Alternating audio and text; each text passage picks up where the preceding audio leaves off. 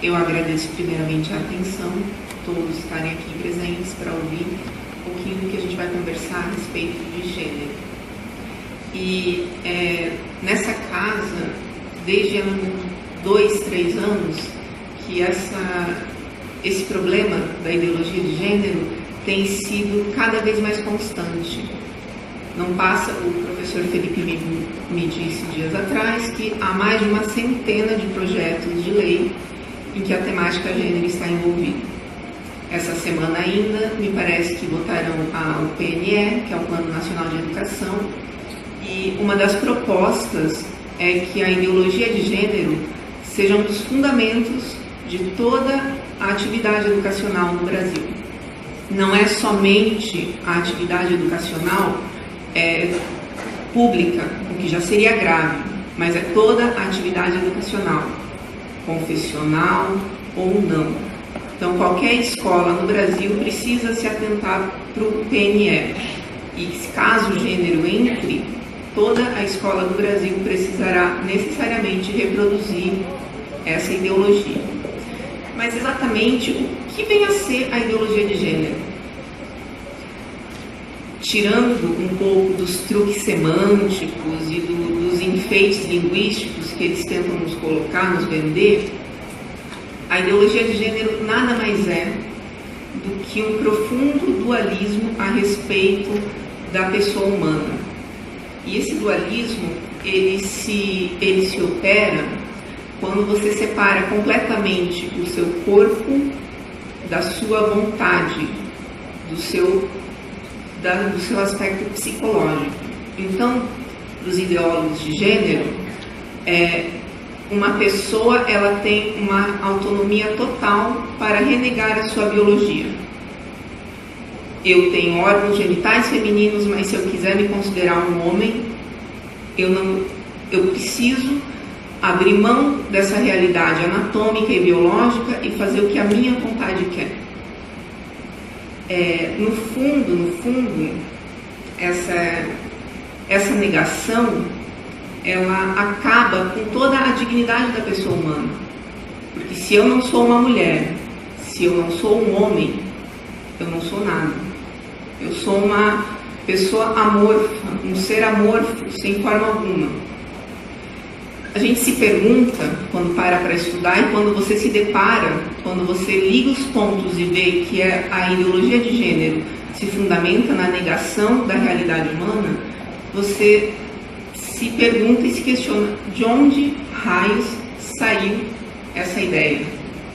Quando você para ver de onde saiu essa ideia, você começa a entender as nuances da ideologia.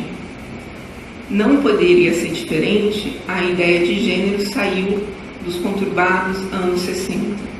Todos nós aqui, imagino que conhecemos um pouco, ao menos, a história e temos familiaridade com os movimentos de contestação a qualquer ordenamento, a qualquer regramento que nasceram na nossa sociedade ocidental a partir da década de 60.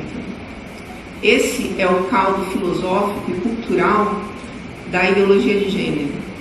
Um ambiente em que tudo era questionado e em que havia uma exaltação muito grande da sexualidade desregrada. Essa é a equação que nos deu a ideologia de gênero. Agora, se a gente for pegar e se aprofundar, acabar um pouquinho mais profundamente, quando temos o conceito de gênero, nós vamos ver que, no fundo, ela começou, a ideia de gênero, não o conceito, mas a ideia de gênero, ela tinha que ser nas obras de Marx e Engels, lá no longínquo século XIX. E foi importantíssimo para o feminismo a obra de Marx e Engels. Não sou eu quem estou afirmando isso daqui. Aliás, não sou somente eu.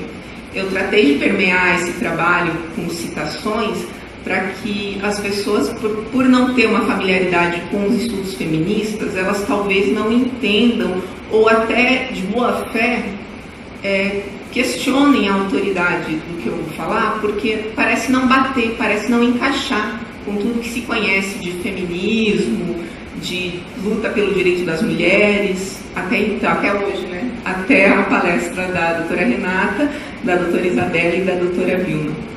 Mas eu vou citar aqui uma feminista americana e vocês ouçam o que ela fala a respeito da obra de Marx e Engels. Abre aspas. O grande valor da contribuição de Engels para a revolução sexual reside na sua análise do casamento patriarcal e da família. Na submissão do feminino ao masculino, Engels, assim também como Marx, compreenderam o protótipo histórico e conceitual de todos os subsequentes sistemas de poder, de todas as relações econômicas opressoras e o próprio fato da opressão em si mesmo. Ou seja, o que ela está falando aqui, o que a Kate Millett fala na década de 70, é que todos os sistemas de opressão do mundo têm o seu protótipo na família. E ela, segundo Marx, né? E Marx está correta, porque é isso mesmo que Marx pensa. Muitas pessoas, durante muito tempo, se focaram mais nos escritos de Marx relacionados aos aspectos políticos e aos aspectos econômicos.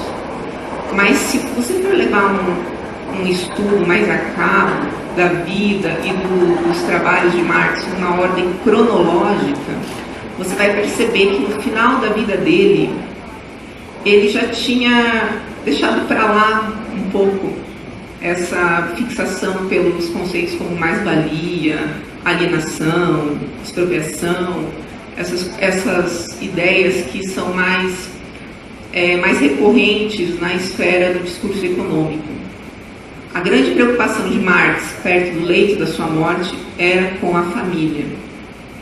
E por que essa preocupação? Porque Marx tinha percebido, e isso nos apontam os rascunhos que temos das obras dele, ele tinha percebido que não eram as estruturas sociais, ou não era a obtenção de propriedade, não era a luta de classes que oprimia o povo. No fundo, Marx entendeu, seguindo o pensamento torto dele, que o grande problema para a nossa civilização estava na estrutura familiar.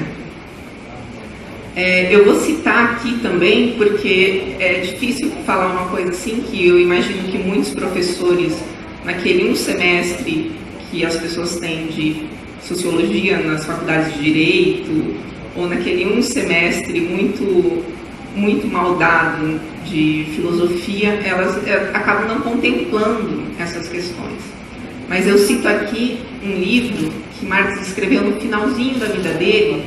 Na verdade, ele deixou os rascunhos, Engels pegou esses rascunhos, deu uma parada, emendou uns pontos e publicou. No livro A Origem da Família, da Propriedade Privada e do Estado, os autores afirmam que o casamento não seria nada além de uma primeira opressão, anterior mesmo à opressão causada pelos meios materiais. Então, não é o fato de eu ter ou não ter propriedade privada, não é o fato de eu ter ou não acesso aos meios de produção que faz de mim uma opressora ou uma oprimida. No fundo, no final da vida, Marx fala que é o fato da família existir, não é de eu ter uma família, é da família existir. Isso já é um problema suficiente para que haja opressão no mundo. Tá? Vou abrir com outra citação também que eu acho muito significativa. Abre aspas. Hoje posso acrescentar: o primeiro antagonismo de classes que apareceu na história coincide com o desenvolvimento do antagonismo entre o homem e a mulher, na monogamia, e a primeira opressão de classes com a opressão do sexo feminino pelo sexo masculino.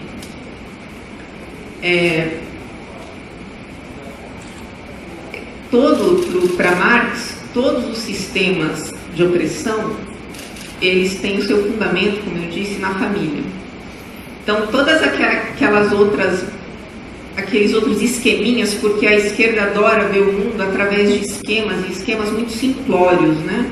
Então, nós estamos muito acostumados com o esquema da burguesia contra o proletariado, do patrão contra o empregado, e já estão meio demodê. Hoje em dia, a Câmara aqui, eu imagino que é prova do que estou falando, a grande sacada marxista é uma opressão diferente, né? Continua sendo simplória, mas eles mudam os atores, então para eles hoje é o branco contra o negro, ou uma que é tão cara a principal corrente de pedagogia do Brasil, né?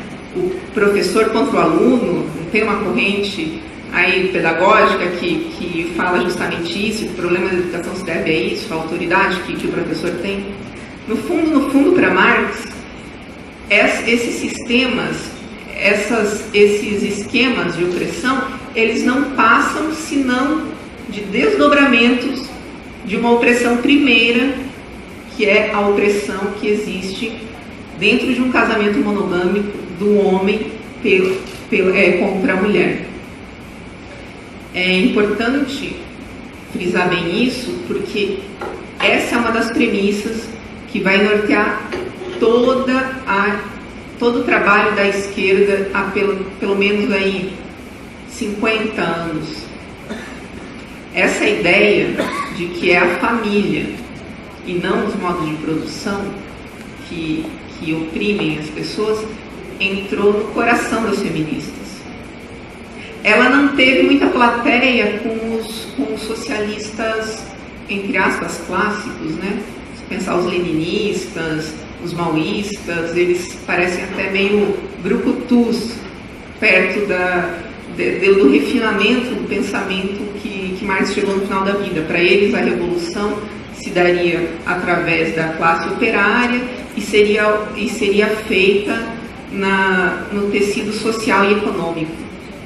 Se eles tivessem levado a sério o estudo de Marx e Engels, e se Marx estivesse vivo hoje, e se alguém perguntasse para ele o que ele achava da União Soviética, eu apostaria que ele falaria que o erro da União Soviética foi ter operado a revolução somente na esfera da propriedade e na esfera do Estado, somente na economia e na política.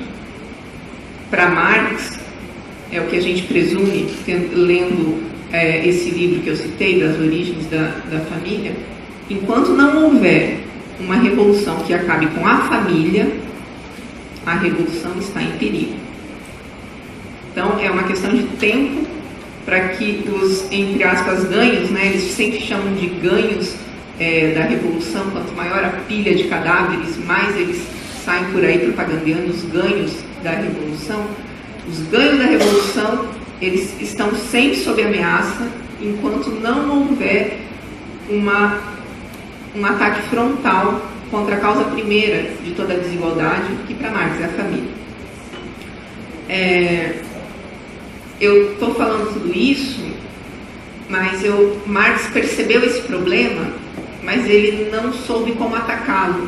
Aliás, eu acho que ele até saberia, se ele tivesse vivido mais uns anos, ele teria bolado alguma ideia.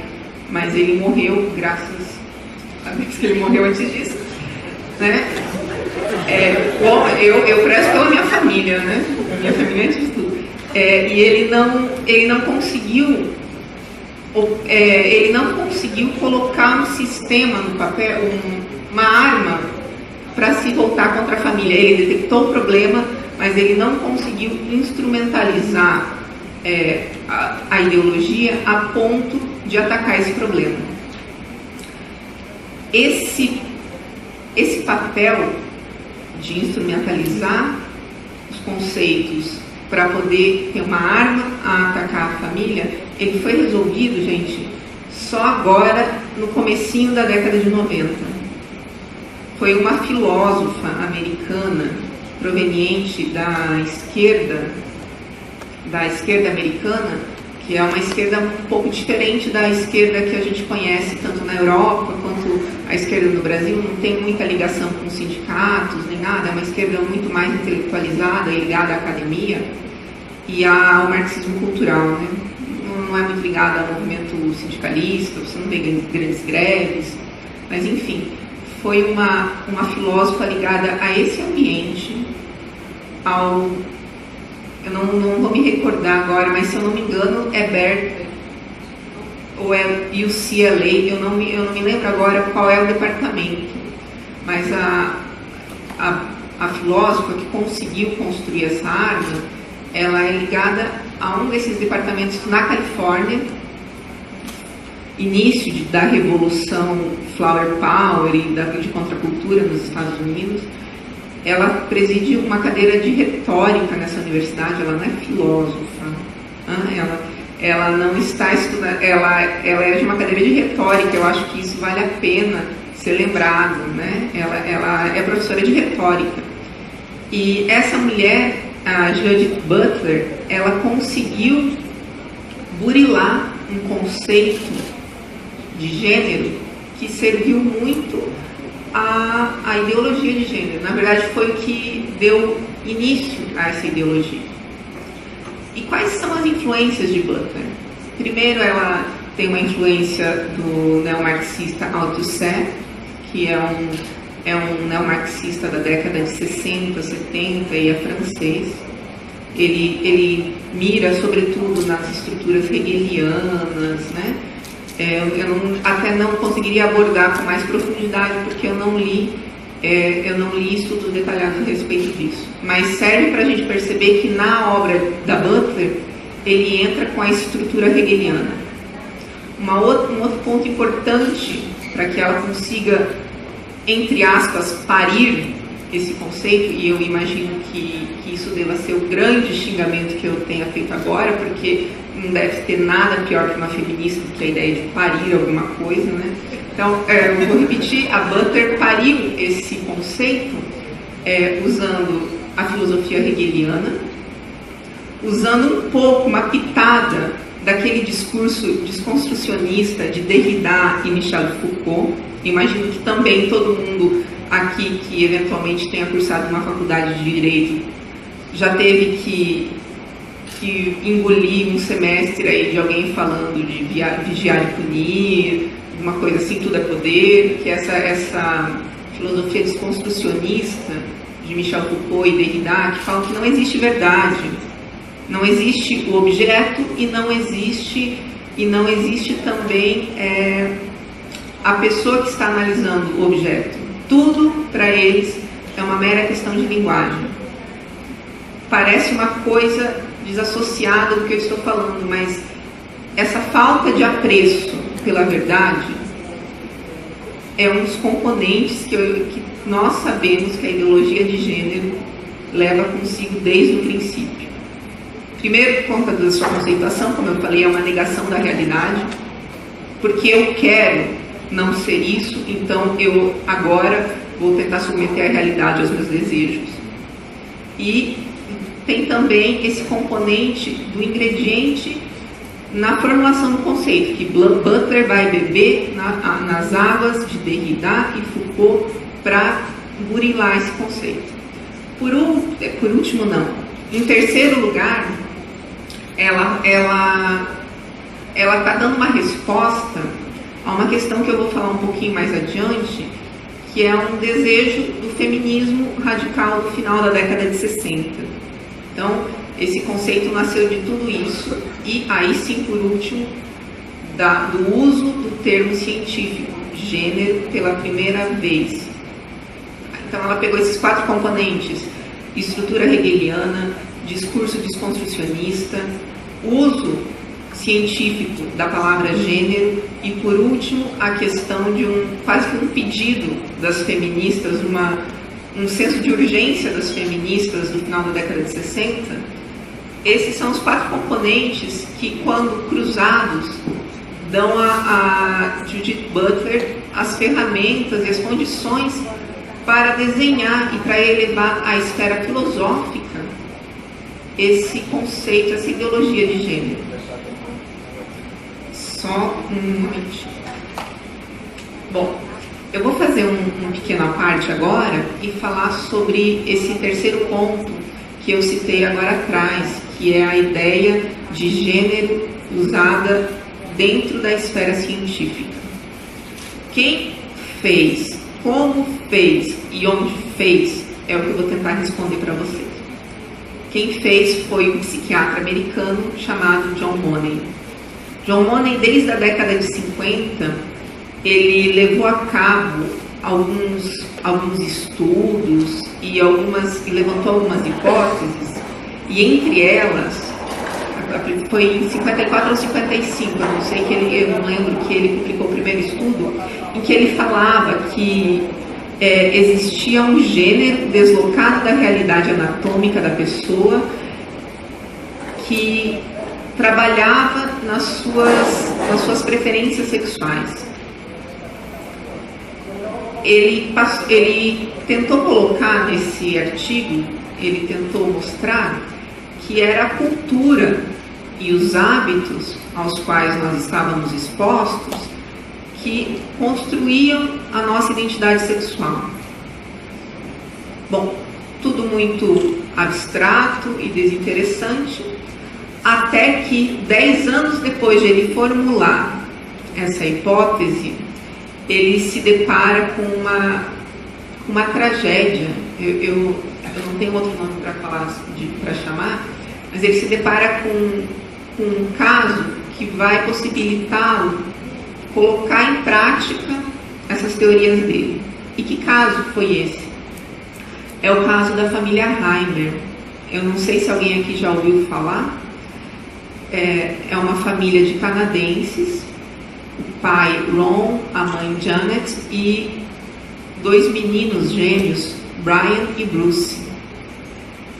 Brian, que é um dos filhinhos dele, ele sofreu um problema, ele sofreu uma mutilação enquanto se submetia a uma cirurgia no seu aparelho genital.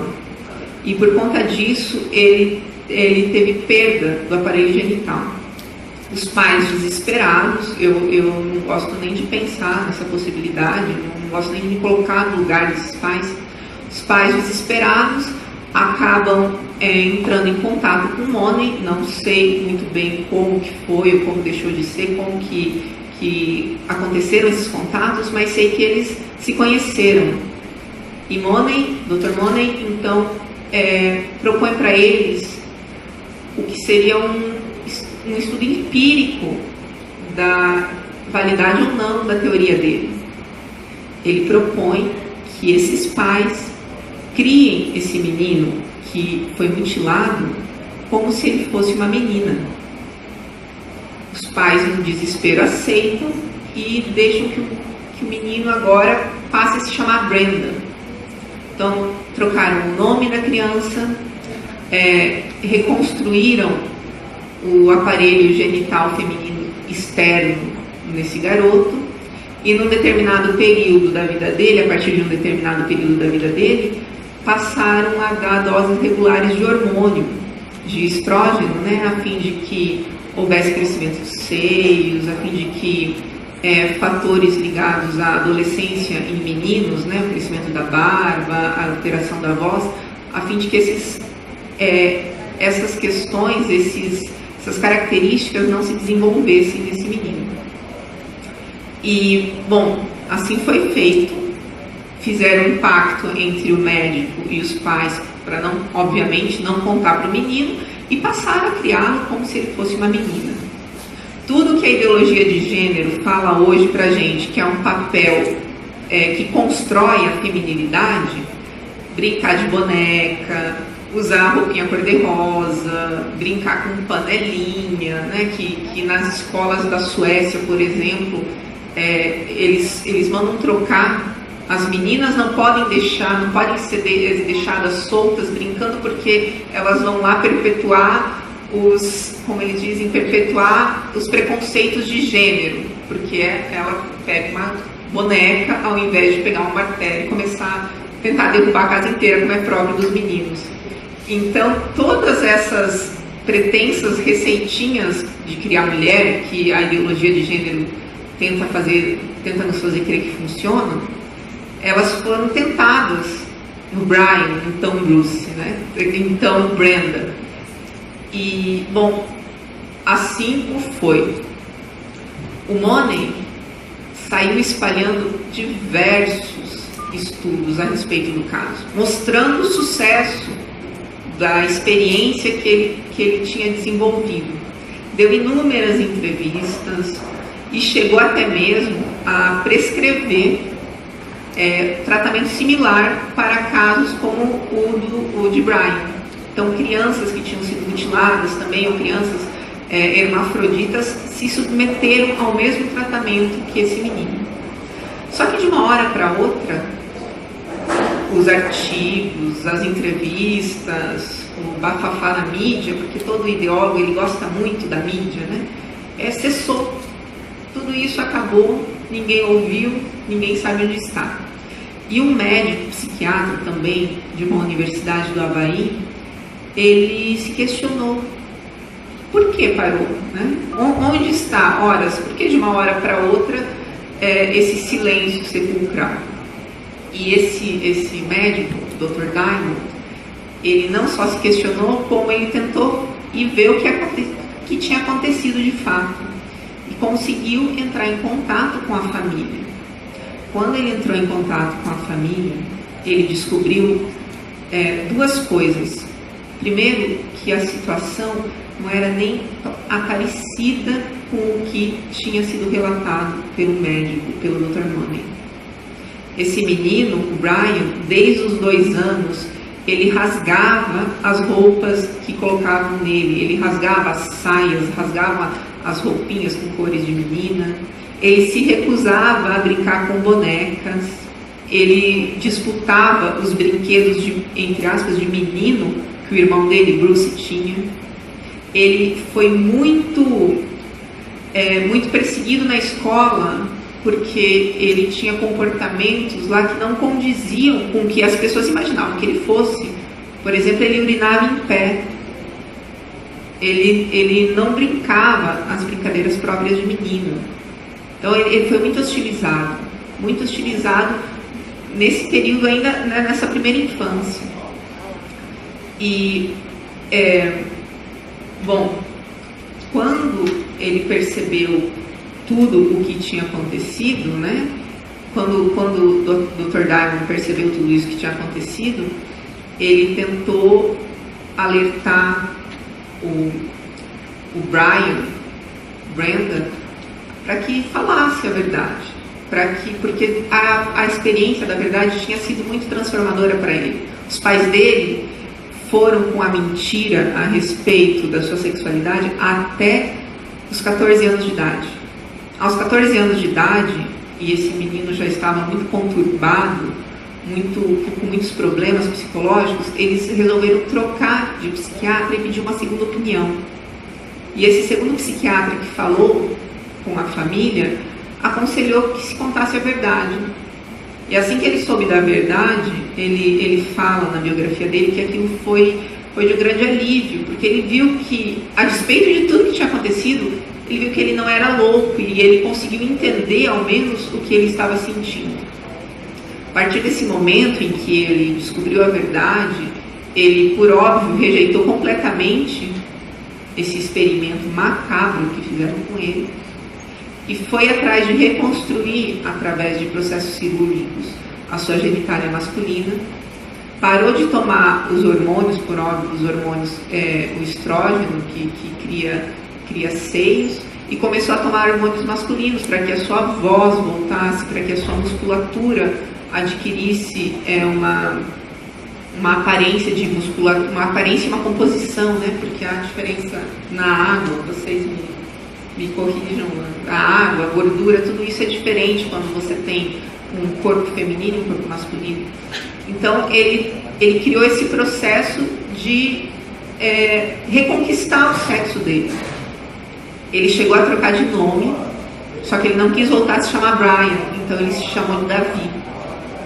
Ele era Brian, que virou Brenda, que voltou como homem a se chamar Davi. quando o Dr. Diamond mostrou para ele que o caso dele era contado como se fosse um caso de sucesso e, ademais, era usado para estimular que outras pessoas fizessem a mesma coisa, ele então teve coragem de se expor. Eu imagino que deva ser uma exposição muito grande, mas ele, como se diz, deu a cara a tapa, se expôs, fez uma autobiografia, tudo para que não se repetisse com outras pessoas o que aconteceu com ele. A família dele acabou desestruturada por completo. A mãe ficou depressiva, tentou suicídio, o pai acabou desenvolvendo um alcoolismo severo, e o irmão dele, Bruce, ele desenvolveu esquizofrenia e também teve um sério envolvimento com drogas na adolescência. O irmão, infelizmente, chegou a falecer por conta de uma overdose de medicamentos para esquizofrenia. Até hoje a gente não sabe se foi intencional ou não. Se foi intencional ou se foi um acidente. Por fim, o Brian, não aguentando tudo isso, ele acabou por se suicidar com um tiro. Então, esse é o final da história do experimento que tentou provar que gênero está completamente desvinculado do sexo com o qual nascemos. A despeito desse retumbante fracasso, o Money, numa desonestidade grassa, ele continuou propagando e não teve a honestidade intelectual, ele não teve a humildade de reorganizar toda a ideologia dele e reconhecer o erro. Olha, eu passei 10 anos acreditando que o gênero não existia, que o gênero era socialmente construído, mas a realidade me mostra que não é assim. Não, ele continuou achando que aquilo lá foi um erro de percurso, foi um problema da família e não da teoria dele. Eu imagino que quem esteja um pouco familiarizado com as questões de gênero e com esse debate que se impõe no Brasil hoje em dia, consegue reconhecer esse comportamento em outras pessoas, nos seus oponentes, a recusa em abraçar a realidade que se impõe. Isso é perene em toda essa discussão, seja das estatísticas, seja sobre o que é vida, seja sobre quais são os propósitos do feminismo. Eles recusam, eles abrem mão da realidade para abraçar a ideologia deles. Só para terminar aqui, fechar essa parte da minha exposição, eu só quero que fique claro e que vocês lembrem, então, que o conceito de gênero, a primeira vez que se usou cientificamente a ideia de que gênero e sexo são distintos, foi usado por esse senhor, Dr. John Money, que, ademais, não conseguiu provar empiricamente o que ele se propunha. O estudo que ele fez foi um fracasso. Se alguém quer acreditar no que ele fala por conta dos belos olhos dele, tudo bem. Mas não dá para falar que a ciência referenda essa ideia, porque ela não referenda. Mesmo essa ciência empírica, que é a ciência assim, mais instrumentalizada que nós temos, né? nem se compara ao edifício da lógica e da filosofia, mesmo a ciência empírica, quase essa de pipetar num laboratório, ela não referenda a afirmação do Money. Mas isso não fez diferença alguma para Butler, porque foi dali, na década de 90, quando todo mundo sabia o que tinha acontecido já, foi dali que ela tirou um dos ingredientes para a construção do conceito de gênero.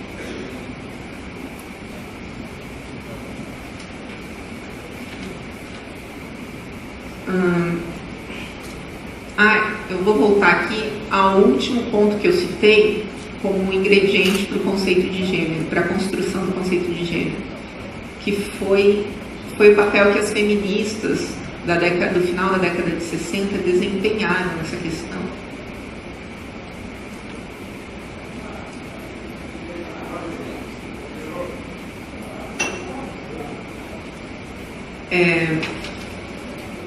O que aconteceu com o movimento feminista no final da década de 60?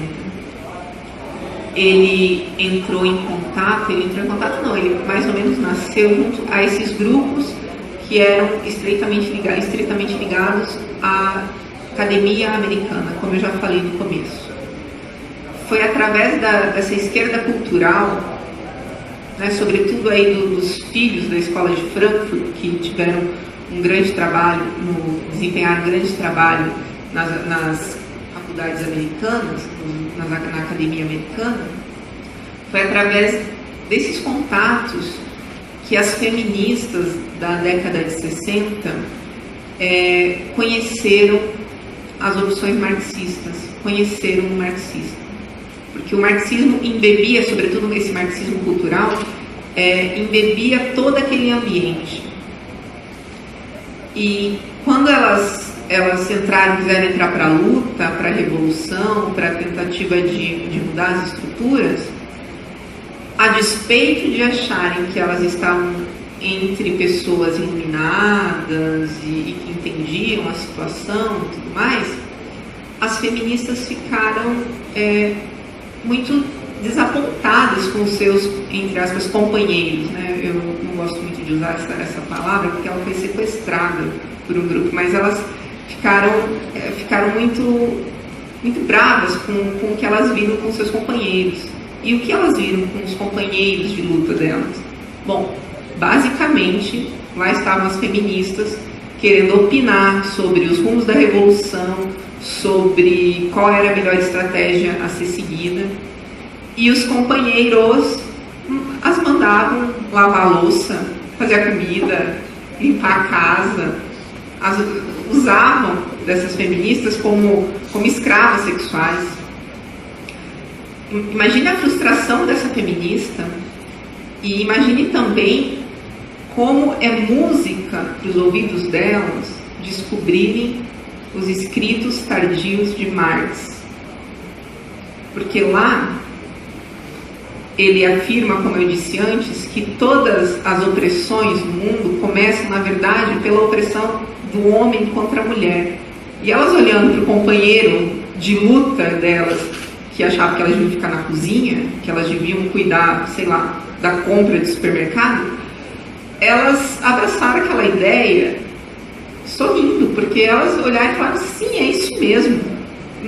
Não adianta luta política, não adianta luta econômica, enquanto não lutarmos contra a opressão do homem, contra a mulher, nada disso vai adiantar.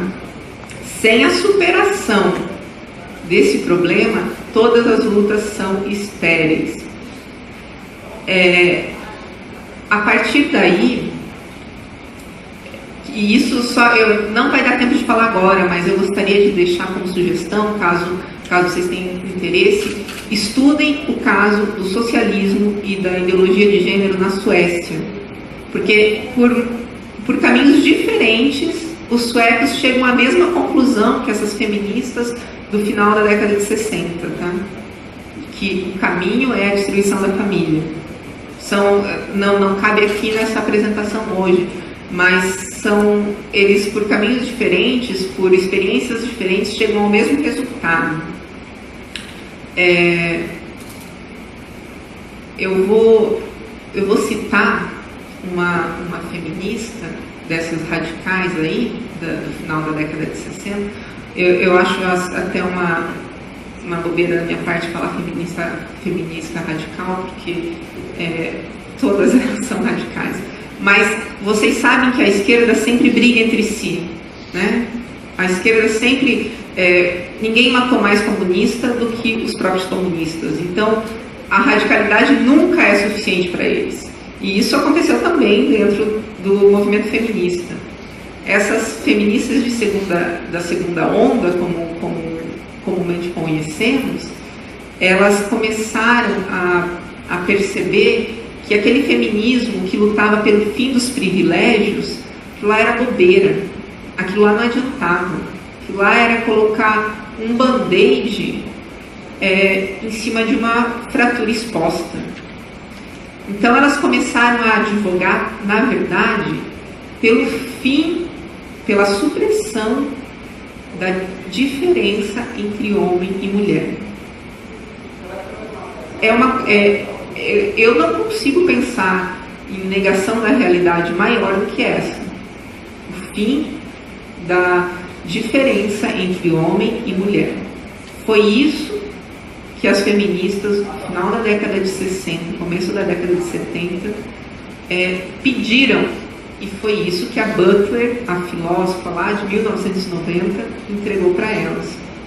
Eu tinha preparado na minha exposição alguns parágrafos dessa feminista que eu vou citar agora, mas como não está aqui, eu vou pedir a liberdade para ler, porque eu acho muito, muito simbólico o que ela escreveu. O nome dela é Shulamit Firestone.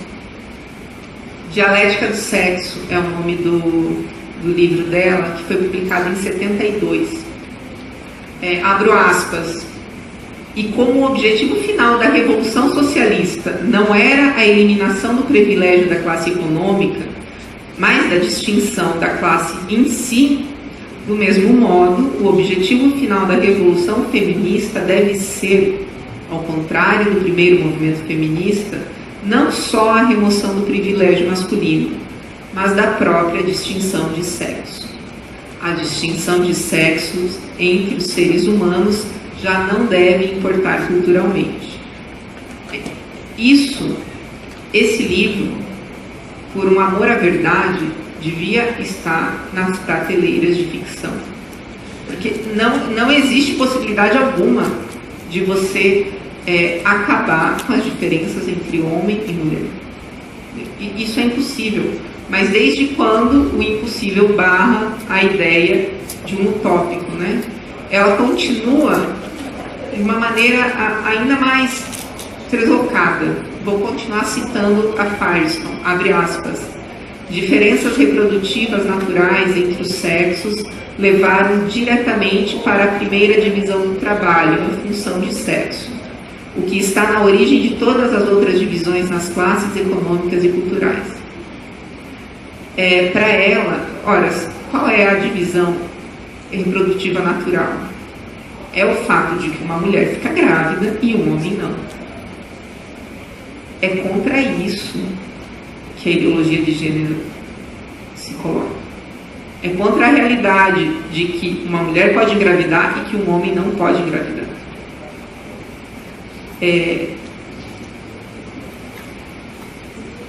Essas feministas e toda essa levada e todo o conceito de gênero que depois a Butler tão bem preparou para elas, quase que por pedido, né? Elas pediram, olha, a gente precisa de um instrumento filosófico que consiga acabar com as diferenças entre os sexos.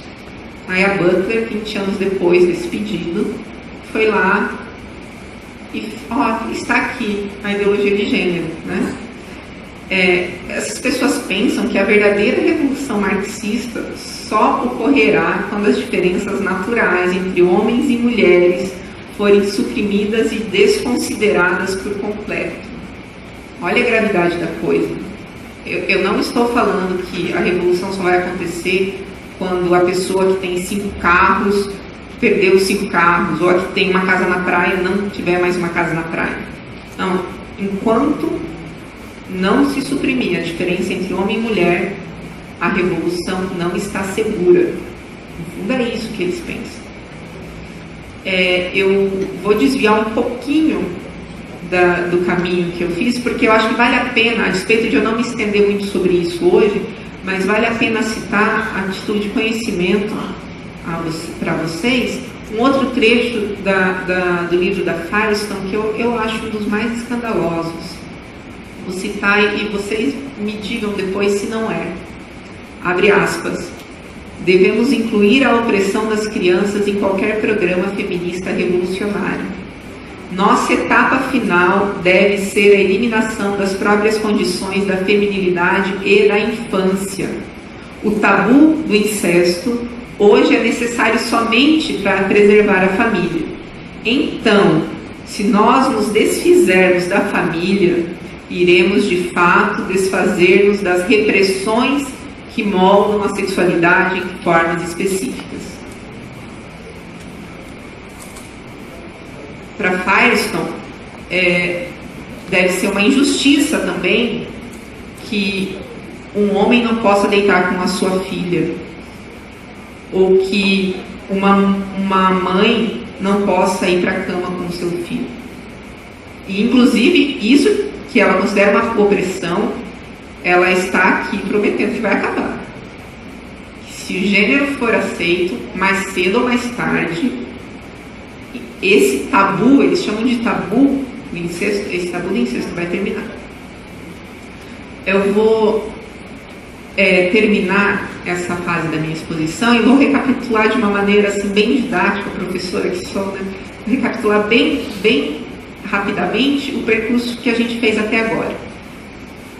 Marx e Engels, ainda no século XIX, reconhecem e apontam a família como a causa de toda a desigualdade no mundo. 2, as feministas do final da década de 60, buscando radicalizar ainda mais o feminismo, elas, entre aspas, requentam essa ideia de que somente se libertando das diferenças entre homens e mulheres que haverá a verdadeira revolução marxista. E 3, a Butler pega tudo isso e 20 anos depois, mais ou menos, da publicação do livro da Firestone, ela implementa o conceito de gênero na seara filosófica. A partir do momento em que ela dá essa ideia de gênero, que ainda era uma ideia, quando ela dá essa substância filosófica, ela completou o trabalho que Marx não tinha completado. Marx só conseguiu apontar o problema. A Butler, ela chega com a solução. É isso que acontece. E essa solução, e de fato, se você pensar a partir das premissas marxistas, a ideologia de gênero é a solução para que a revolução marxista seja levada a cabo. Essa solução foi entregue de bandeja para as feministas. E o que as feministas fizeram com isso? Elas se aliaram com ativistas homossexuais e foram atrás de uma primeira grande batalha para implementar essa ideologia recém-criada, recém-saída do forno. Essa batalha esse campo de batalha que elas encontraram, que faz parte assim, dessa mais ou menos segunda parte da minha exposição, que é a Conferência de Pequim, que aconteceu em 1995. Só para rememorar, em 1990 a Butler lança o livro, em 95 as feministas tomam de assalto a Conferência de Pequim, Conferência da ONU de Pequim. Vou falar um pouquinho agora então das conferências da ONU. Já faz mais ou menos, há pelo menos aí 2 décadas, 3 décadas, que as políticas mais significativas da ONU, elas têm sido levadas para frente, têm sido implementadas a partir de grandes conferências. Essas conferências, elas acontecem a partir da escolha de um tema, e é um tema muito planejado, é um tema que a ONU quer que cause reverberação. Então, você escolhe aquele tema para que as pessoas falem nele, para que os parlamentos nacionais os discutam, para que a imprensa cubra. O tema quem aqui não lembra, por exemplo, da Rio 92, né, Eco 92, todo o auê, todo o bafafá que foi levado, que foi feito por conta dessa conferência. A conferência da população, como a do Cairo, conferência da mulher, como essa de Pequim. Enfim, essas conferências são criadas também por esse efeito simbólico. Além disso, quando se faz uma conferência, a ONU, para para não respingar, para não arranhar a sua imagem de lugar consensual, lugar onde todas as vozes são ouvidas, onde tudo se resolve através do diálogo, a ONU faz sempre uma declaração final nessas conferências. Né? Essa declaração final, além do peso simbólico que tem, olha, a declaração da ONU de 48, a declaração da ONU de 73, né? A gente às vezes vê aí nos diplomas jurídicos, geralmente quando o deputado vai fazer a relatoria de um projeto, ou vai até mesmo propor um projeto, sempre faz referências, geralmente há referências aos diplomas que foram publicados pela ONU, que emanam da ONU. Então, há esse grande apelo simbólico dessas conferências.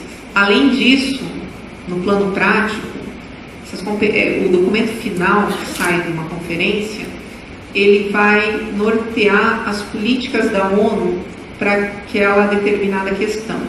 Tanto as políticas da ONU, como as políticas dos países e dos convênios que são feitos com a ONU, as agências da ONU. Vou citar aqui algumas: a Unesco, a Unicef, a OMS, a Organização Mundial da Saúde, que usa muito dessas declarações para avançar políticas nos países em que tem convênio. Eu não saberia falar agora, mas eu sei que o Brasil tem muitos convênios nessa área, principalmente com a Unesco, a Unicef e a OMS. Como eu disse, para que esse documento para que essa declaração final ela tenha esse valor simbólico, a ONU evita que esses documentos sejam levados à votação. Primeiro porque a votação parece que, entre aspas, legitima a ideia de que você pode estar certo ou errado a respeito daquilo, né? Por isso você está permitindo uma votação. Segundo, que ficaria muito fácil de se pressionar as lideranças das nações mais pobres a votar ou não votar determinada coisa, um determinado ponto. Então, há todo um jogo diplomático, há toda uma operação diplomática para que esse documento final das conferências ele seja aceito por todos de uma maneira consensual. Quando alguns pontos desse documento eles geram conflitos, quando eles são controversos, a prática da ONU, a prática adotada pela ONU é deixar de lado aquele ponto para uma discussão posterior. Então, por exemplo, eu começo com 15 parágrafos de uma declaração. Se a doutora Renata não concorda com o parágrafo 7º, se a doutora Isabela não concorda com o parágrafo 9º, nós vamos dar um jeito de concordar com todos os outros parágrafos, tirar o 7º e o 9º para uma discussão posterior, para tentar convencê-las, ou de repente para ouvir e mudar de ideia, alguma coisa assim, sempre na base do consenso. Às vezes é um parágrafo inteiro que é retirado, às vezes é uma frase, às vezes é uma palavra que é retirada. Enfim, e é um esforço diplomático, há uma grande preocupação com o consenso.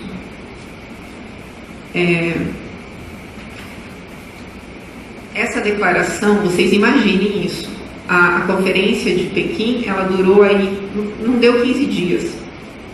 Se é difícil se conseguir consenso entre 15 pessoas sobre um tema aparentemente de acordo de todas, imagine o que é colocar delegados do mundo inteiro reunidos durante 15 dias no máximo para fazer um documento que possa ser consensualmente adotado por todos. É humanamente impossível. E justamente por conta disso, por conta dessa impossibilidade, que a ONU prepara uma série de reuniões que antecedem a conferência em si. Conferência, gente, na maioria das vezes, ela é um lugar assim, para você passear no país, tirar foto, fazer os contatos e só. Tudo já foi definido, basicamente, tudo já está definido. Lá você vai só para dar os últimos pontos. E essas conferências preparatórias, é nessas conferências preparatórias que as brigas acontecem de verdade. Eu estou dando essa explicação toda para que vocês consigam entender o que aconteceu na Conferência de Pequim. Bom, a Conferência de Pequim, como eu falei, ela aconteceu por óbvio em Pequim no mês de setembro de 1995. As feministas, elas desde 1993, elas mantinham reuniões entre elas, reuniões, encontros regulares, conferências regionais, conferências gerais, seminários, para se prepararem para a Conferência de Pequim. Foram 2 anos de trabalho das feministas, azeitando a máquina, por assim dizer, para chegarem prontas na Conferência de Pequim. Bom, eu vou ler aqui um dos resultados, um dos pontos que foi apresentado numa conferência regional de 93 das feministas, tá? Elas se reuniram em várias regiões. Essa aqui é na Áustria, aconteceu na Áustria, mas teve também encontro em Amman, na Jordânia, teve encontro em Jakarta, na Indonésia, teve outro encontro na África, não me recordo, e teve um encontro aqui no Uruguai também. Além dos encontros gerais, elas faziam encontros regionais, para que as feministas da região, ali do continente, se comunicassem. Eu vou ler o que foi dito nesse encontro regional, um trecho do documento final do encontro regional das feministas na Áustria. Abre aspas. Um novo acordo de gênero envolve uma política ativa e visível de introdução da perspectiva de gênero em todos os campos políticos, econômicos e de política social relevantes, no nível local, regional e central. Butler entregou em 1990 o conceito pronto de ideologia de gênero. 3 anos depois, elas já estavam preparadas e produzindo documentos que norteariam suas atividades, demandando que um novo acordo de gênero peça a introdução da perspectiva de gênero em todos os campos políticos, econômicos e da política social. Isso em 93, gente. Faltando 2 anos para a Conferência de Pequim.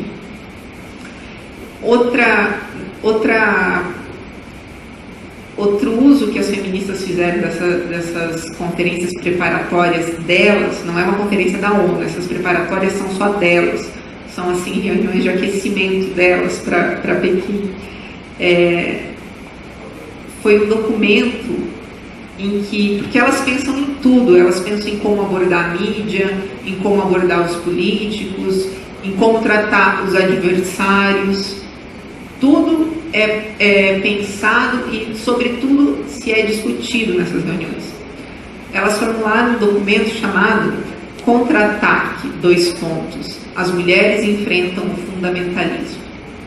Esse documento serve como esteio para essas feministas, porque eu não estou falando que todas as feministas fazem isso, não.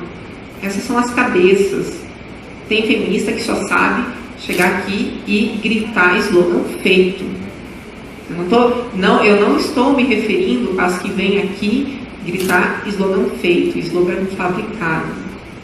Essas não são, entre aspas, o alvo dessa comunicação.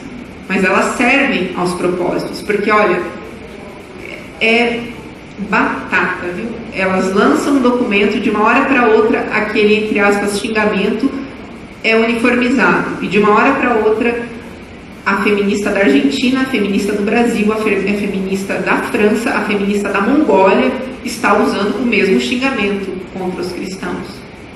E lá, nesse documento, basicamente se colocava que qualquer pessoa que acredite que o sexo feminino e o sexo masculino, que o homem e a mulher são complementares entre si e que as mulheres devem ter a sua possibilidade de maternidade respaldada como vocação especial, todo mundo seria fundamentalista.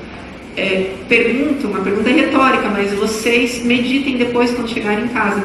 Não é quem aqui não foi acusado de ser fundamentalista por defender a vida do feto, por defender a ideia de que a realidade nos mostra que existem diferenças entre homens e mulheres. 10 minutos. Enfim, nessa conferência, elas prepararam, nessa pré-conferência, elas prepararam mais uma arma, que é a rotulação pejorativa do adversário. Para quem está preparado e para quem conhece o funcionamento, realmente não causa muito efeito. Mas para uma pessoa que está firme em nas suas, como eu poderia dizer, na sua visão de mundo, essa pessoa está firme no que acredita, mas não tem a malícia e não tem assim um preparo para bater de frente. Você ser xingado de fundamentalista, porque elas usam como se fosse um xingamento, já te tira da briga, já faz você ficar acanhado, porque você é educado, e elas usam a sua educação. Elas sabem que você é educado, e elas esperam que você terá um comportamento diferente do delas. Elas sabem que você não agredirá. Então, elas deitam e rolam em cima disso. E isso não é espontâneo, isso é calculado, tá? Esse ponto que eu trouxe é para mostrar justamente como é calculado, como há cálculo nesse comportamento que beira o histerismo de algumas feministas. Enfim, voltando a falar da reunião preparatória, agora sim, uma grande reunião foi chamada para março e foi convocada pela ONU. Nessa reunião de março, duraria o mês de março inteiro, que seria na prática definido o documento final da Conferência de Pequim. E foi nessa pré-com, como eles chamam, né? nessa reunião preparatória, que houve uma verdadeira descoberta por parte dos pró-vida e das pessoas pró-família da ideia de gênero. Até então ninguém conhecia. Ninguém conhecia o que seguia. As pessoas achavam que era um mero sinônimo para a palavra sexo. A pessoa não quis falar sexo, então ela falou de gênero. Os delegados pró-vida, vou fazer um outro parênteses, eu espero retomar e que vocês continuem seguindo a minha linha de raciocínio. Esses encontros que eu falei que desde 93 aconteciam e que eram feitos em vários lugares do planeta e tendo várias esferas a serem abordadas, a esfera midiática, filosófica, política, diplomática, eles foram conduzidos e foram organizados por uma organização, uma ONG.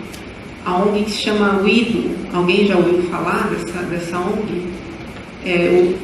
Calma aí que eu trouxe aqui o Women's Environment and Development Organization, mais ou menos uma organização feminina para o desenvolvimento e meio ambiente.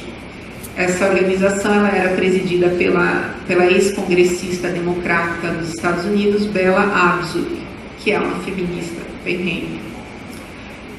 Quando os delegados pró-vida e pró-família chegaram nessa preparatória da ONU em março e viram que todo mundo ali estava pronto para atropelar os pró-vidas, eles decidiram se reunir também e formaram uma coalizão, a coalizão pela mulher e pela família.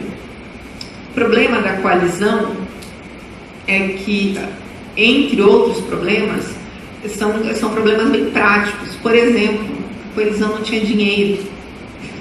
prático, mas é essencial.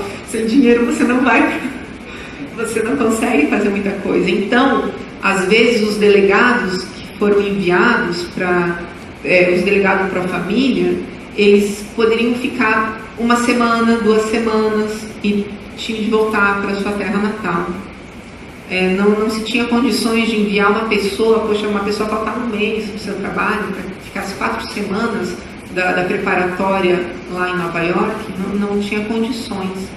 Então, o trabalho que a coalizão pró-vida pela família e pela mulher desempenhou, ele sofreu muito por uma quebra no ritmo de trabalho.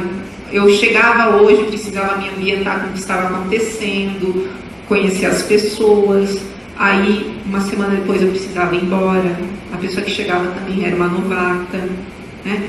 Então esse foi um dos problemas que a coalizão enfrentou. Um outro problema também, que esse já levanta mais suspeitas, mas a gente não consegue afirmar nada, mas é que estranhamente 3 dos maiores grupos que fariam parte da coalizão pela família tiveram seu credenciamento negado.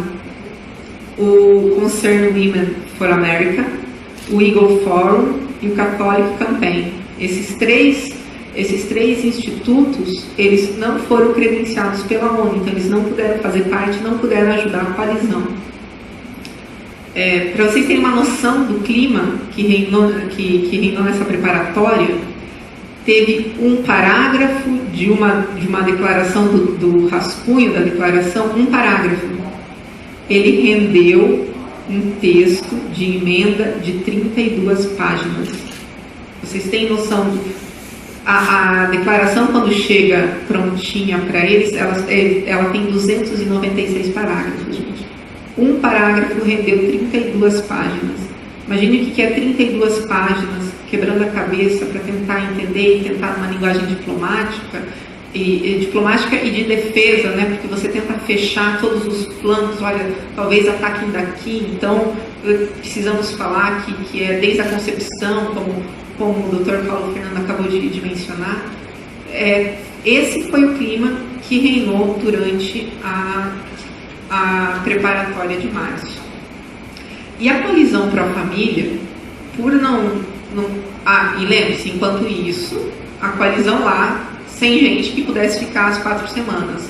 Enquanto isso, as feministas, fartamente financiadas, com 2 anos de preparação, desde 93, se encontrando para se preparar e tomar de assalto essa conferência. A coalizão pela família, ela procurava, nesse documento base, coisas assim elementos com os quais ela estava familiarizada. Então ela sabia que a expressão direitos reprodutivos significava aborto. Então, era uma coisa fácil de achar no texto. Eles também conseguiram identificar facilmente questões que se colocavam contra, por exemplo, a autoridade dos pais, que é um outro flanco da guerra, né? Um outro campo de batalha. Eles sempre estão indo contra. Eles falam da autonomia das crianças, mas na verdade o que eles querem é dilapidar o pátrio poder, né? Então, a coalizão pela família estava acostumada com isso e sabia identificar um problema relacionado a isso quando o via. Mas a questão de gênero passou batida, porque quase ninguém estava preparado para entender o que significava gênero. Apesar disso, as pessoas uma ou outra pessoa começou a se perguntar, mas por que tantas vezes a palavra gênero aparecendo nos documentos? E isso foi suficiente para que a coalizão decidisse formular um questionamento formal para que a preparatória estabelecesse qual é o conceito de gênero. O que é gênero? A resposta que eles obtiveram foi a seguinte: refere-se à relação entre homens e mulheres com bases em papéis socialmente definidos que são atribuídos a um sexo ou outro. Quando um delegado de Malta, da delegação de Malta, ele é advogado, quando ele leu isso, piscou a luz amarela. Ele falou assim, olha, as leis elas não devem ser feitas a papéis atribuídos socialmente. As leis são feitas para homens ou para mulheres.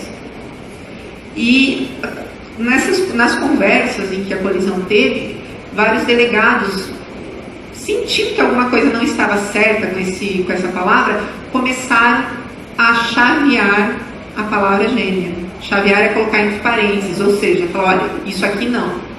Isso aqui a gente vai discutir depois. Isso aqui vai discutir depois. Quando a presidente da UNIDO ficou sabendo que estavam chaveando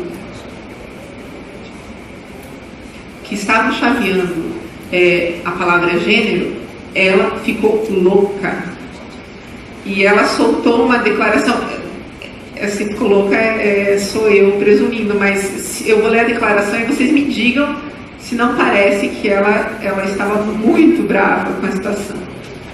Declarou Bella Abzug, abre aspas, ninguém vai nos obrigar a voltar ao conceito de que biologia é destino, que procura definir, limitar e reduzir as mulheres a características sexuais. Ora, agora os delegados acabavam de descobrir que, porque eles chamavam uma mulher de mulher e um homem de homem, eles estavam reduzindo a mulher, né, limitando e reduzindo as mulheres. Bom, Bella Abzug continuou afirmando que não arredaria o pé em relação ao uso da palavra gênero e que, ademais, a palavra gênero já tinha sido usada no Cairo. Que é a conferência que teve um ano antes sobre população, né? Foi em 94 a conferência do Cairo. Os delegados que tinham participado, ali todo mundo se conhece, os delegados que tinham participado do Cairo falaram, olha, eu não lembro de discussão sobre gênero. Foi ontem, né? Eu não lembro de ter discutido nada a respeito disso. Diante das negativas por parte das feministas e por parte da ONU mesmo, da Comissão Preparatória da ONU, para que houvesse um esclarecimento sobre o uso da palavra gênero, a delegada do governo de Honduras, a Marta Casco, fez uma petição formal para que se pusesse a expressão gênero entre parênteses. A presidente da sessão, a qual ela peticionou, numa ação sem precedentes, rechaçou a petição. Lembrem-se, eu falei do esforço diplomático da ONU para que tudo pareça um consenso. A preocupação que eles têm para que não vá nem para votação e tudo mais. Ela não pensou duas vezes. Pense nisso a partir do ponto de vista diplomático. Você rechaçar a petição é muito grave, né? Rechaçou a petição.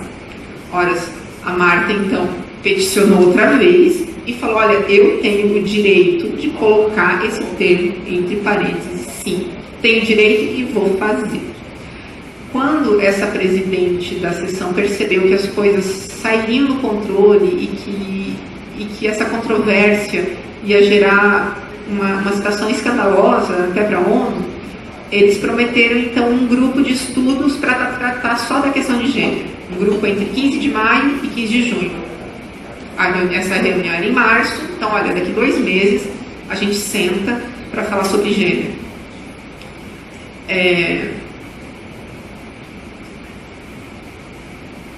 Bom, foi isso que aconteceu. Eles saíram, os delegados pró-família saíram dessa reunião preparatória percebendo que as feministas tinham ido com tudo para cima deles e que eles estavam até meio desnorteados por conta da organização que elas apresentaram. Uma senhora, uma espanhola, o nome dela é Ana Garipo, ela teve a brilhante ideia de fazer uma coordenação de associações, porque não haveria tempo. O texto final, ele ficou muito prejudicado, ficou com gênero, né? O rascunho final que saiu dessa preparatória de março.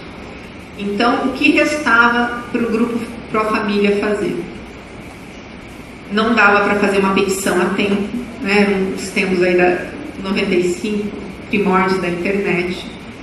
Não dava para levar todo mundo para Pequim, é custoso.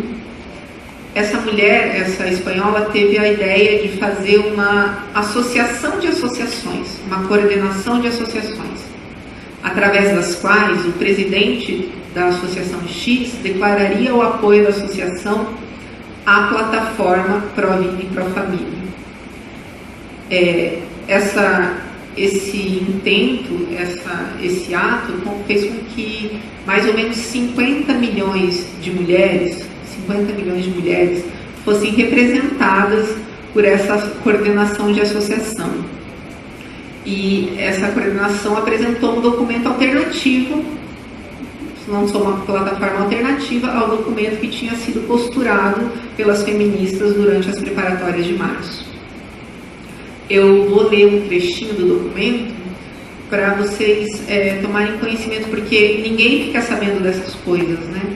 Parece que todas as mulheres do mundo estão sendo representadas pelas feministas, mas aqui, de uma maneira muito consoante com a realidade, 50 milhões de mulheres apoiam essa declaração aqui, ó, abre aspas: homens e mulheres são diferentes e é inteiramente apropriado reconhecer essas diferenças, principalmente no que diz respeito à família e à maternidade, já que este reconhecimento não cria desvantagens e discriminação contra as mulheres. Negar as diferenças violaria a liberdade da mulher para expressar e satisfazer suas vocações únicas na família e na sociedade. Essa foi a plataforma alternativa, foi uma maneira que a coalizão Pró-Vida e Pró-Família encontrou para se fazer ouvir e para mostrar que o documento da ONU não representava todas as mulheres do mundo. No Chile também houve uma grande reação às preparatórias de março. O Senado chileno emitiu um documento. Eles votaram e emitiram um documento em que eles também se posicionavam contra a adoção da ideologia de gênero. Eu vou ler também porque eu acho bem significativo. Abre aspas.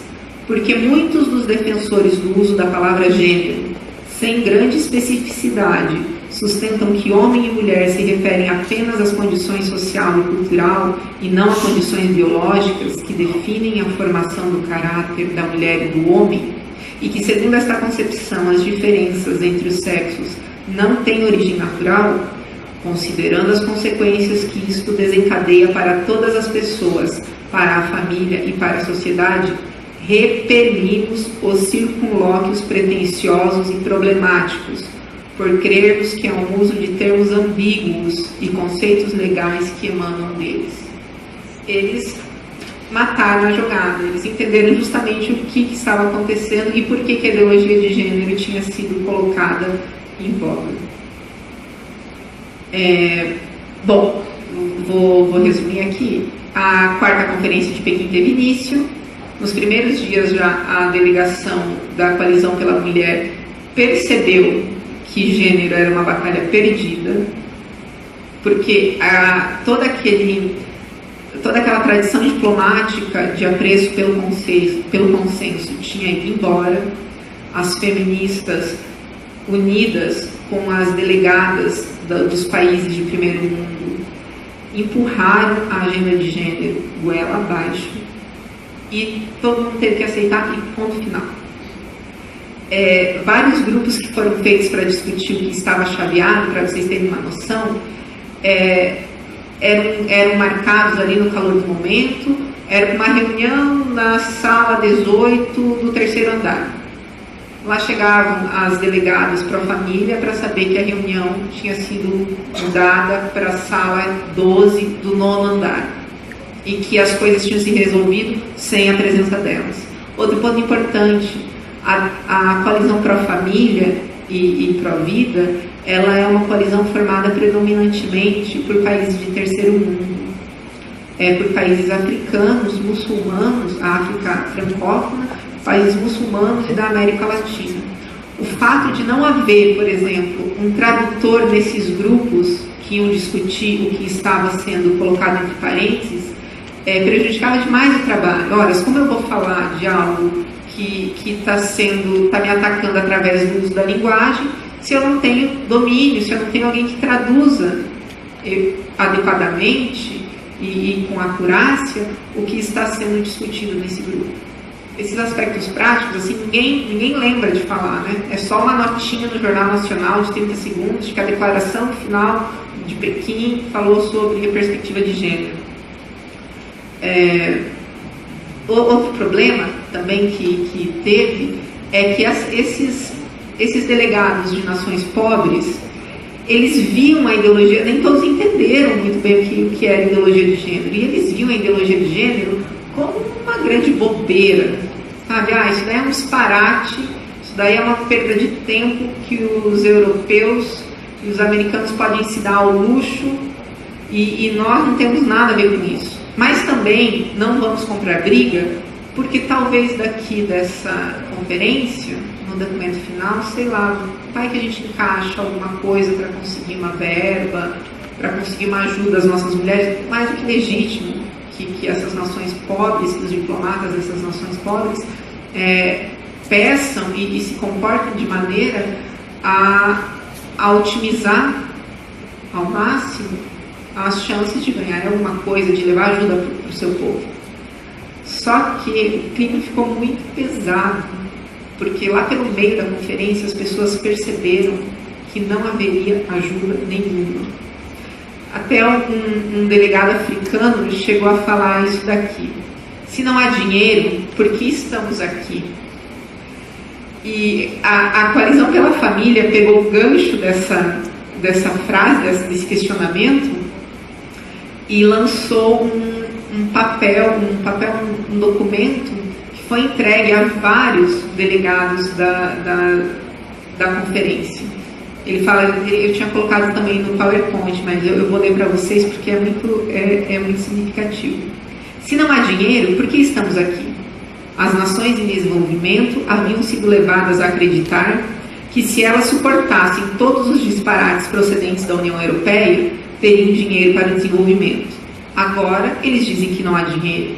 E o que é pior, a União Europeia espera que os países em desenvolvimento utilizem os seus recursos escassos para financiar a promoção de sua agenda cultural em seus próprios países. É a mesma velha história. Os escassos recursos serão para pagar, entre aspas, especialistas de países desenvolvidos que dirão ao povo dos países desenvolvidos como viver suas vidas. É exatamente o que acontece aqui, né? Então,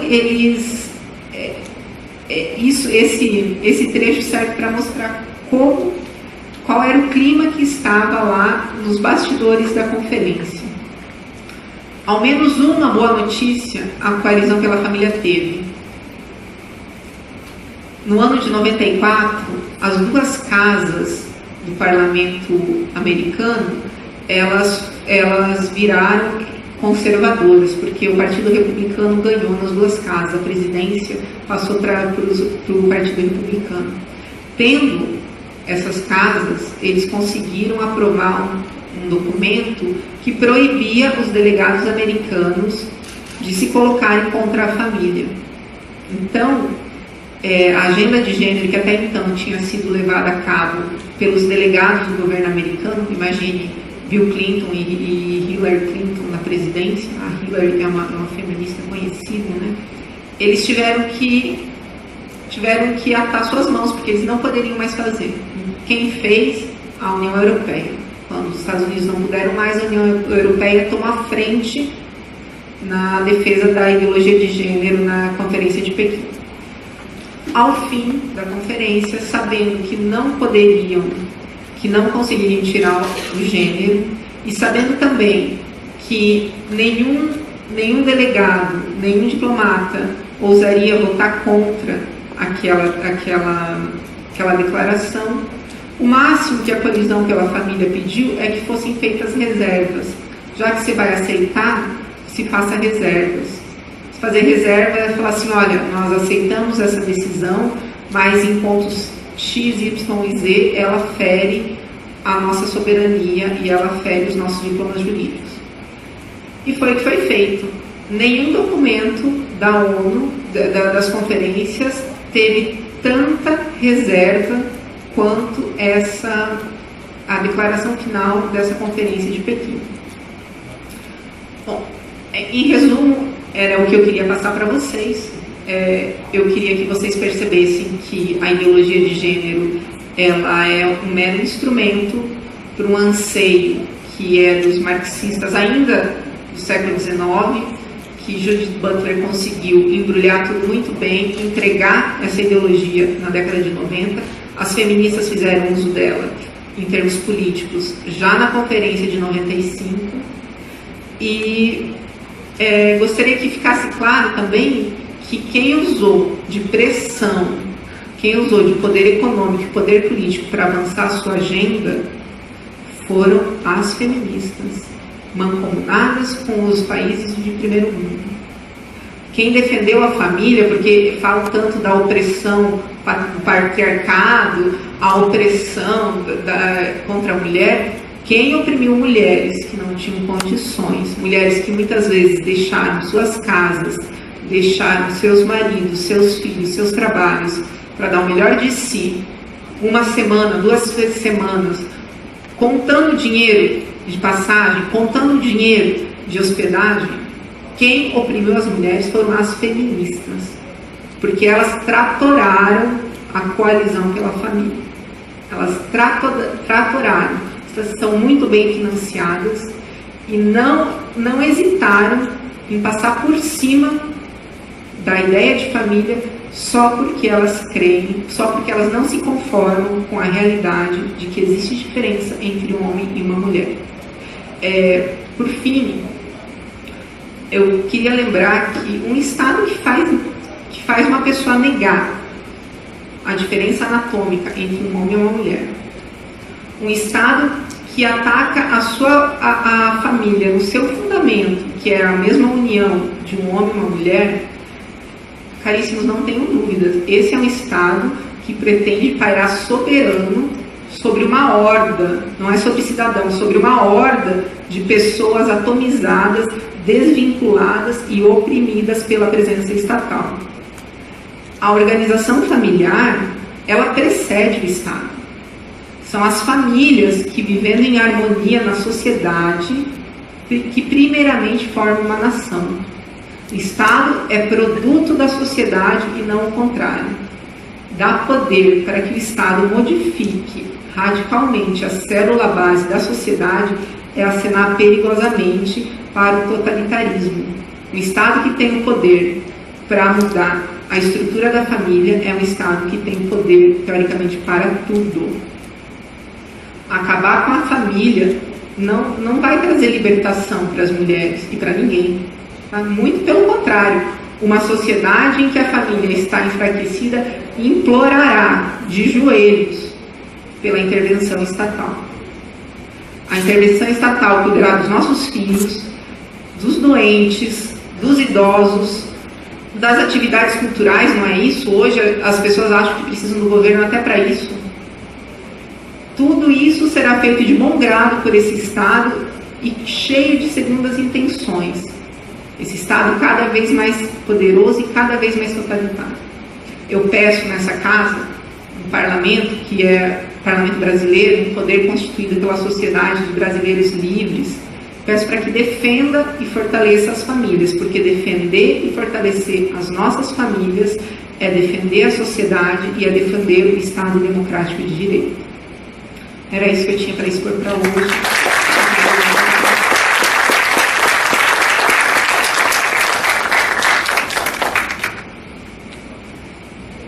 Que difícil ter palavras no final deste seminário.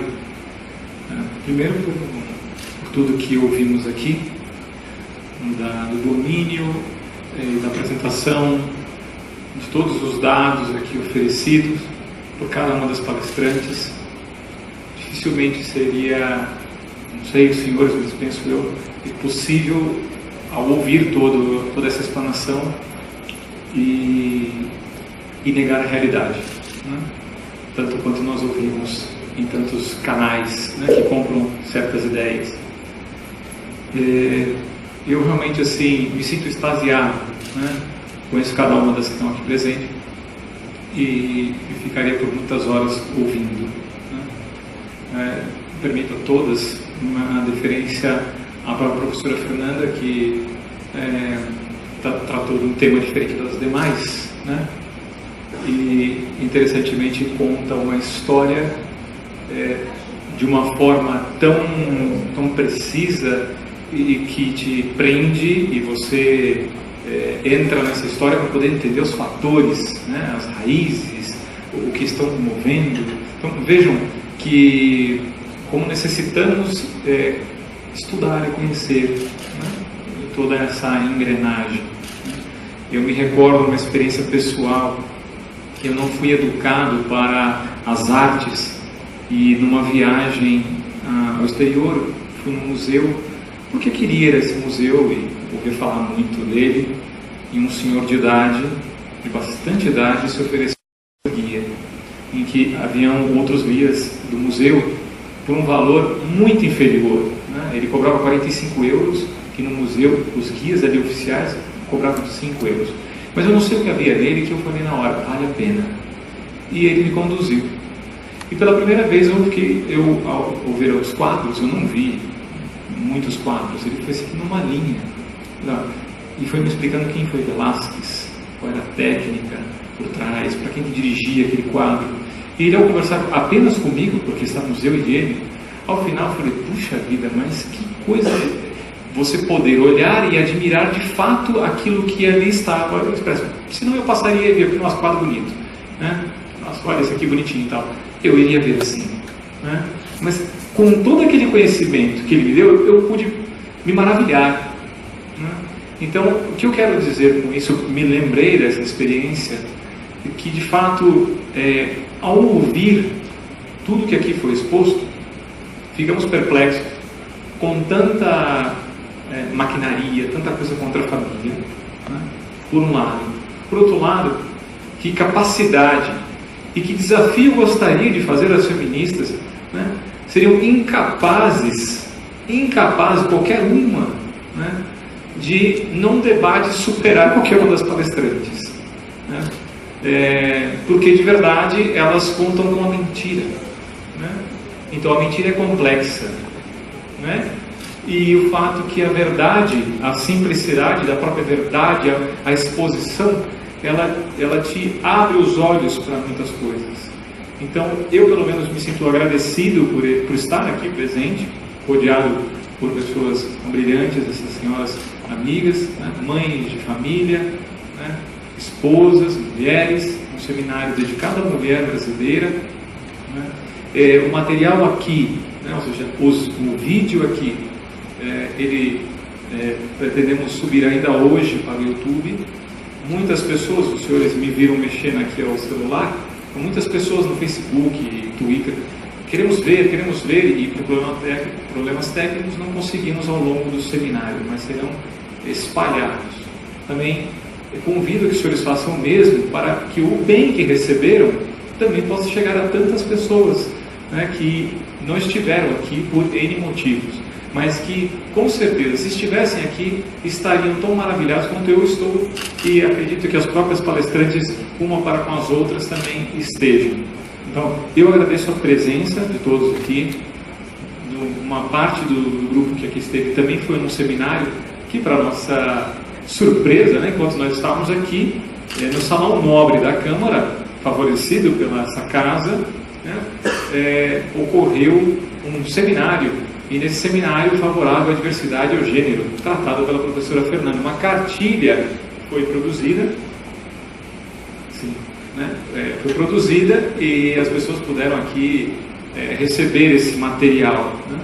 Então amanhã também, ou seja, as feministas estarão aqui tomando a casa, comemorando o Dia Internacional da Mulher, na quarta-feira.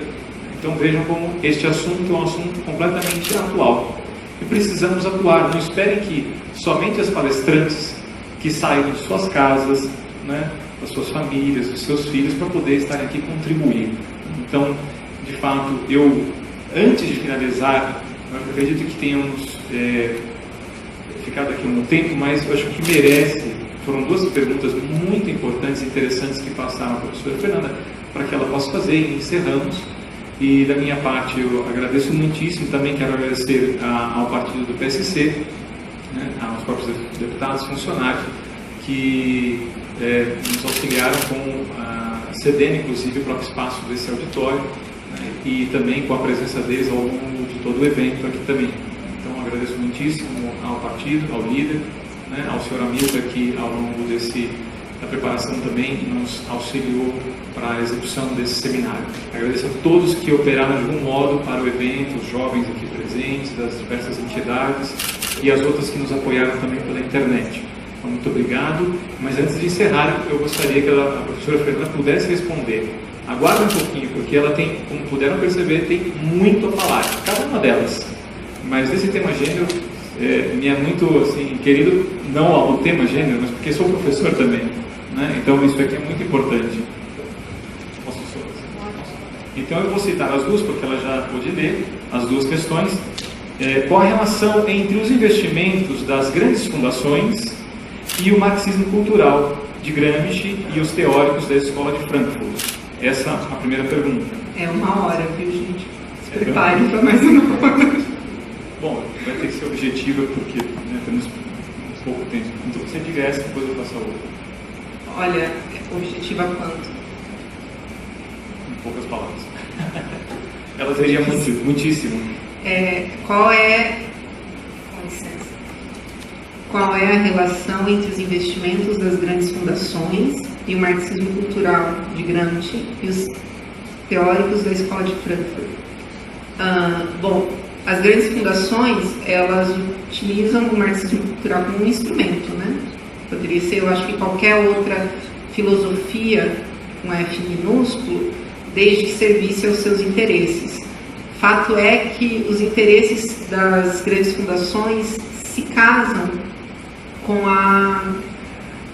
todo o aparato intelectual do marxismo cultural, tanto de Gramsci quanto da Escola de Frankfurt, né? A Escola de Frankfurt, para quem não sabe, é um grupo de intelectuais que se reuniram ainda na década de 20 na Alemanha e que se propuseram a repensar o marxismo. O marxismo vinha de uma grande divisão, né? Os marxistas que queriam ainda a luta e a obtenção do Estado comunista, do Estado revolucionário através da luta. Os socialistas que perceberam, principalmente através de Bernstein, perceberam que a luta de repente não ia ser tão fácil assim, que o melhor era ir reformando por dentro, através das estruturas da própria democracia burguesa, que é o que eles chamam, né? Através do discurso, do processo eleitoral. Então, a Escola de Frankfurt, ela se propõe a pensar o marxismo enquanto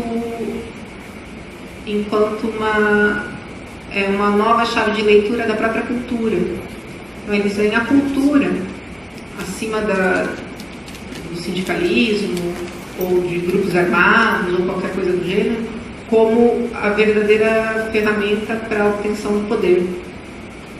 E da reforma não, né? Eu diria da dilapidação da sociedade, da destruição da sociedade, porque eles não querem reformar, eles querem destruir, construir algo novo que nem eles sabem direito o que vai ser.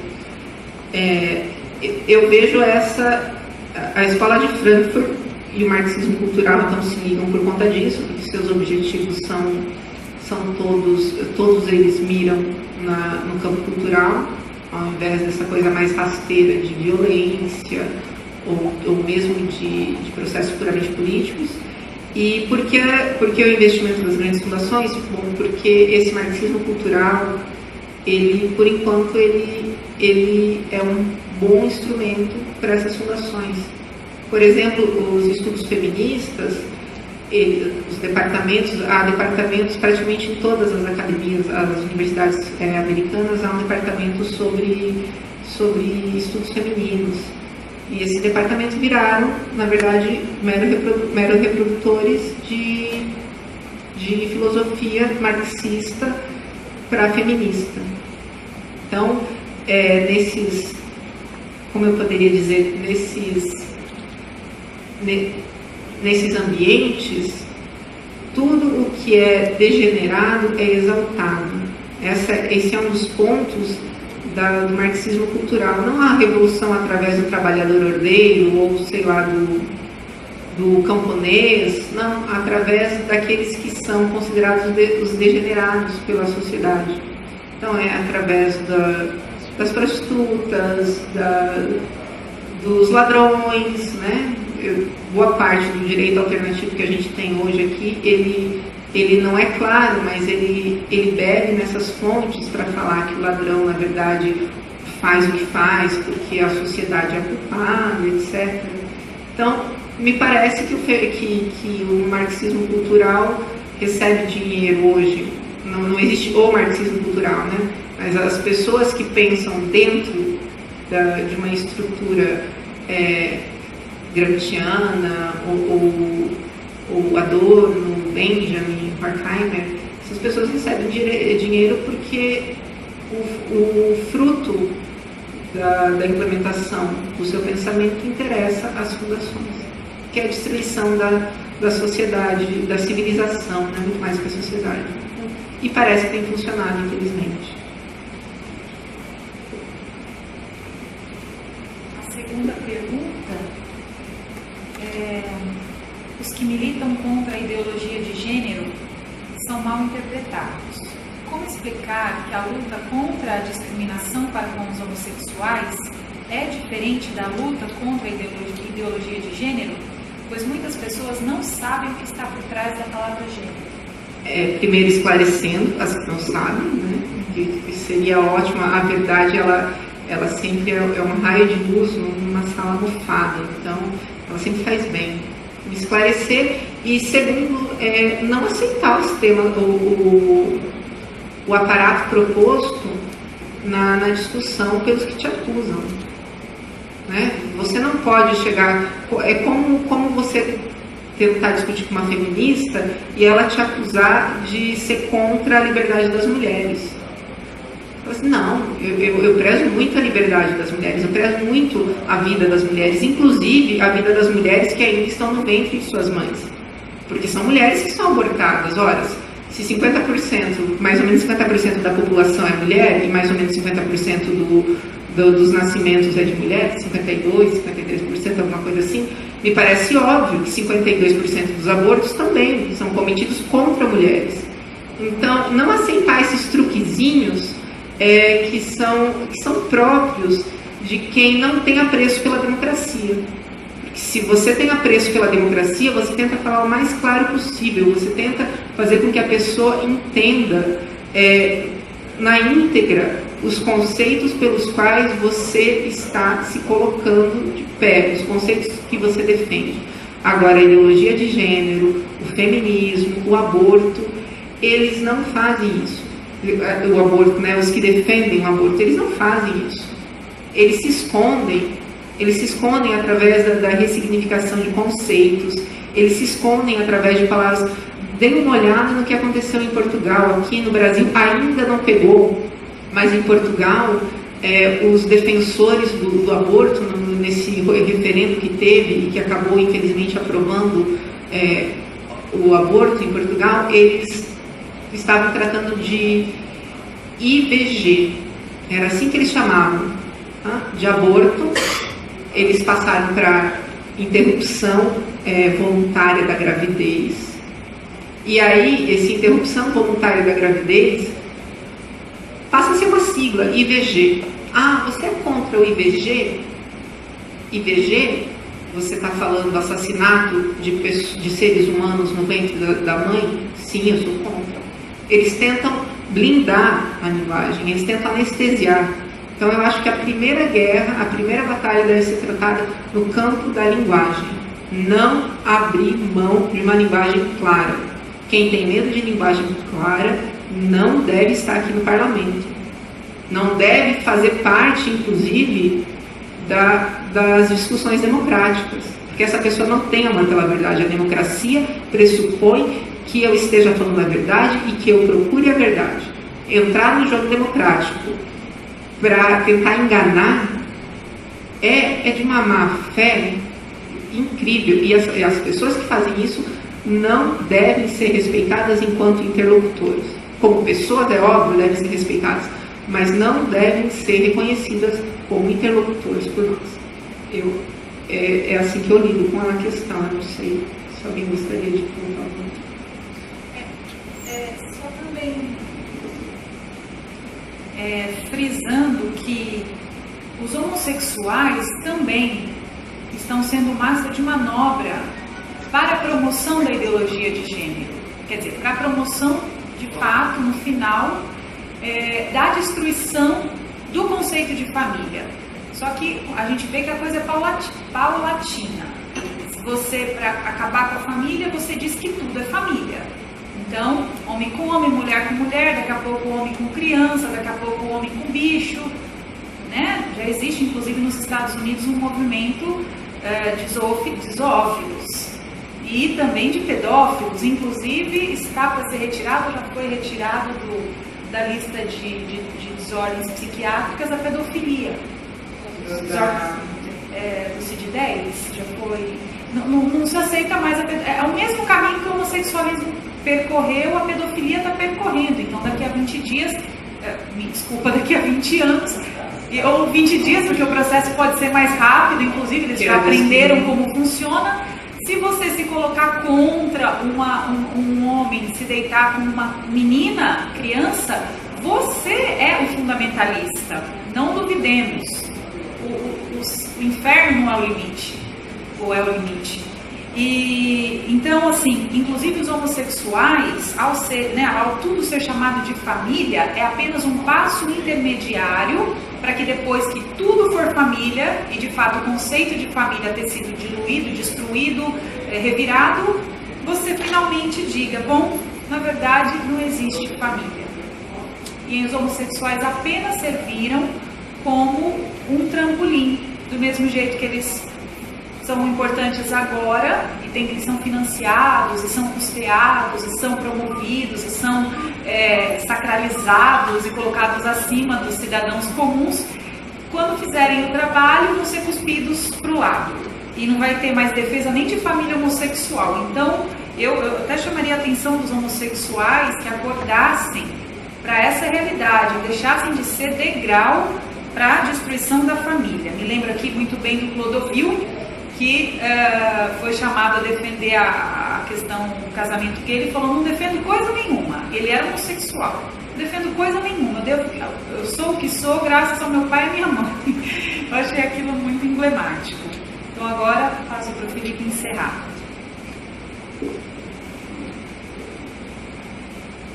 Eu já fiz as minhas palavras finais, não tenho nada mais a acrescentar. Eu agradeço a presença e espero que todos aqui presentes possam multiplicar o conhecimento.